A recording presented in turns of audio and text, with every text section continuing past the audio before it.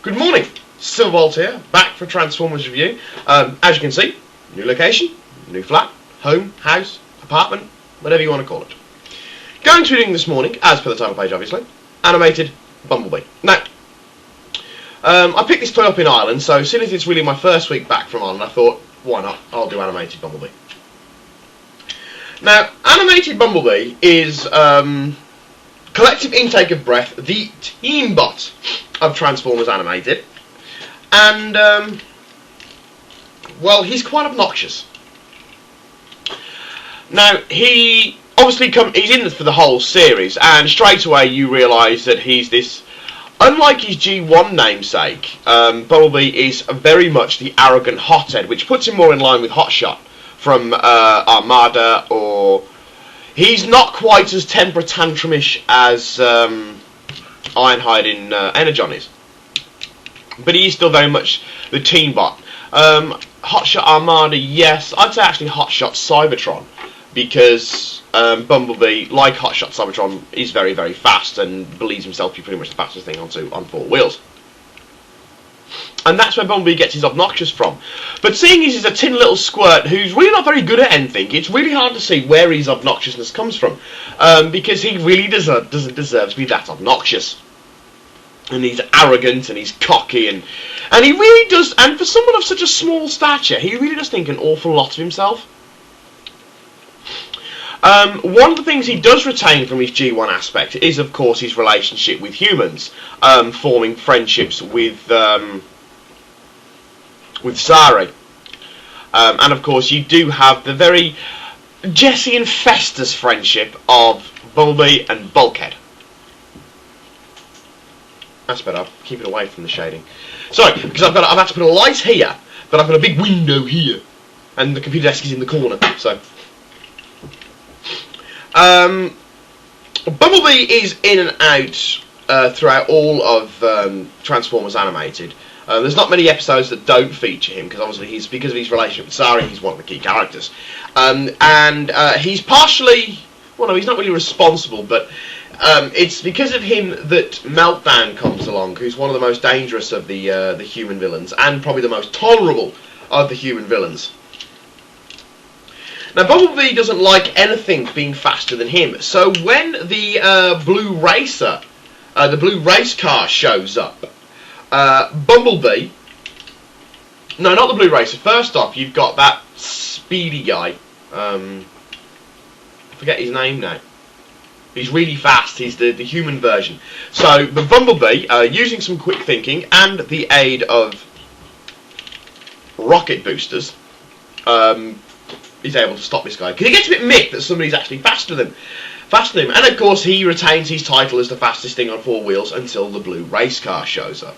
Now the blue race car, it sounds like a bad thing from a Scooby-Doo ghost cartoon. A ghost in a Scooby-Doo cartoon, you know, the blue race car. Ooh. Scooby-Dooby-Doo. Anyway, Bumblebee, of course, gets up in a huff again about that, so he decides that he's going to try and stop him. Well, he doesn't, and the episode with the blue race car promptly vanishes out the series, like so many of the Transformers animated, promptly vanishes, and comes back in the last episode, as, of course, everyone knows, Blur. Be quiet, dog. Shade. Sorry, dog's growling for some reason. Probably somebody walking within 100 feet of the house, oh no. I don't mind, she's a great guard dog. Anyway, I've lost my train of thought now. Yes, of course, Blur is, of course, the fastest thing on four wheels, and Bumblebee, obviously, probably admits it. Bumblebee is very stereotypical teen bot. You know, he's loud, he's fast, he's brash, he thinks he knows it all, and he gets on everybody else's tits. In the episode Megatron Rising, I think it's part 1, Bumblebee has a right spaz at Optimus Prime, probably tells him you're not a very good leader, and pisses off. And in order to go prove himself, goes and takes on Starscream, and basically gets pwned, to quote Headmaster. I don't think I've ever used the term pwned in anything before. Anyway. But yeah, Starscream probably butchers him. And the other Autobots. have to go and rescue him. So anyway, that's enough about Bumblebee. Not as irritating as Energon Ironhide could be, but there are times you still want to punch him in the face. Onto the toy. Now, one other thing about Bumblebee. Bumblebee has a little bit of an enemy in a character called Wasp. When Bumblebee is on training camp, you find out why when you get the flashbacks from one episode when they're in Autobot training camp, you find out why Bumblebee is part of a space bridge repair crew. Because as an Autobot, he's not very good at it. Him and Bulkhead are in, and Bumblebee keeps messing up, and he ends up getting punishment details by, at then, Sentinel Minor. Being given out to them. However, Bumblebee eventually, of course, finds out about the traitor, Wasp, and promptly has him arrested as a Decepticon collaborator, with help from Longarm. And of course, we know who Longarm is. But anyway, so yes, he's got a bit of a personal enemy in Wasp, but Wasp, again, only shows up in one episode. And you're waiting for the whole series for Wasp to come out and go, meh! But he doesn't. So probably Series 3 for that one. But yeah, onto the toy itself. Now, Bumblebee is he's a futuristic police car. I mean, I don't know, he looks like a Toyota Yaris.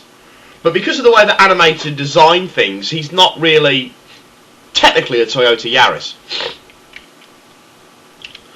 So, but he's a police car with a little red cherry on the top. Why police in the future of Detroit are using Toyota Yaris as police cars, I don't know. Obviously. Now, I know that my friend Rodimus Prime has had some trouble transforming this. At least I saw it on the forums that he had some trouble transforming it. And I've got to be quite honest, I never really had a problem with it. I didn't think it was that big a problem at all to transform. Let's go doing it now. I'm doing this completely the wrong way, but there we go.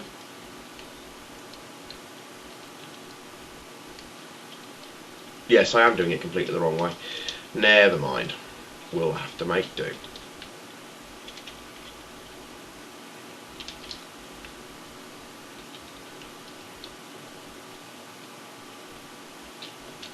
I have actually gone and done this completely the wrong way. Or have I? No, I haven't. Well, no, I haven't. Actually, no, I haven't. So I don't quite know why some people have had problems transforming Bumblebee. I certainly haven't noticed anything. I mean, I found it quite easy to transform there and back.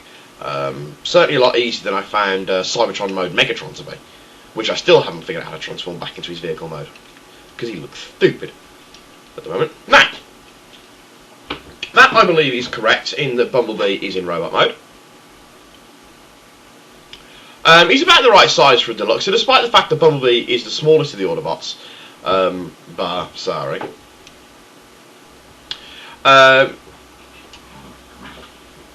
He's about the same size. He's about right for a deluxe. He's a nice size deluxe. Bumblebee's main weapons are, of course, his stingers, which are folded away in here and connect like so. There we go. That's an easy way of saying it. And which I think are really daft. I think they look stupid like that. I think they should have been closer together, more so than where they are. Because it just looks... I don't know, there's something about that I don't like. The other thing I don't like about this toy is the feet. And maybe it's a thing with Hasbro and Bumblebees, because, well, if any of you who've watched my movie Bumblebee review, he's got huge feet. And this Bumblebee has huge feet. He's got really big duck clown feet.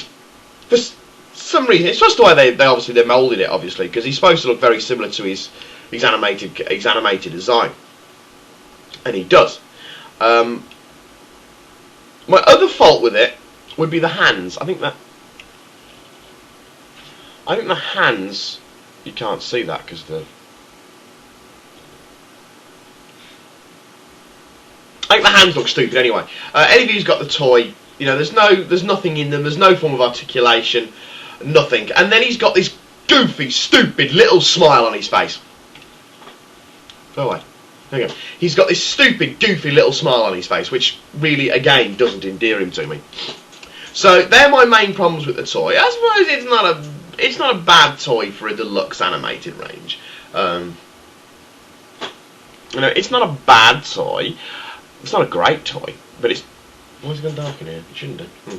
It's not a bad toy, but it's not a great toy either. The deluxes, you'll pick them up in most shops. Woolworths, Argos, Walmart, Tesco, Toys R Us, especially the likes of Bumblebee. I am now only 3 shy of completing the wave 1 of the animated, which would be Grimlock, Lockdown, and Prowl. No, hang on, I haven't got Void. I haven't got Leader Class Megatron yet, which I really want because they're 2 awesome swords. But yes, this is that's me done for now. I can't really think of anything else to say about the toy. If you're collecting all the animated toys, then yeah, get the deluxe version. He's only about a tenner, so he's not that bad. But for now, this is Silverbolt with Animated Bumblebee signing off, saying au revoir, adios, auf Wiedersehen. And I'm going to go blow my nose because it's running.